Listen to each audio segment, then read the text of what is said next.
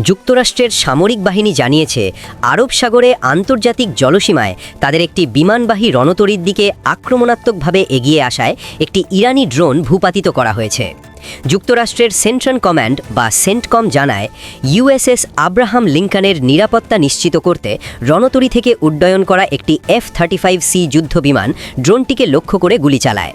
ভূপাতিত ড্রোনটি ইরানের দক্ষিণ উপকূল থেকে প্রায় ৮০০ কিলোমিটার দূরে অবস্থান করছিল এবং শাহেদ ১৩৯ মডেলের বলে দাবি করেছে সেন্টকম।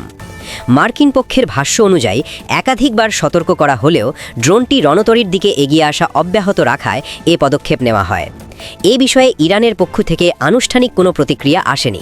তবে দেশটির আধা সরকারি সংবাদ সংস্থা তাসনিম জানিয়েছে, আন্তর্জাতিক জলসীমায় একটি ইরানি ড্রোনের সঙ্গে যোগাযোগ বিচ্ছিন্ন হয়েছে এবং বিষয়টি তদন্ত করা হচ্ছে।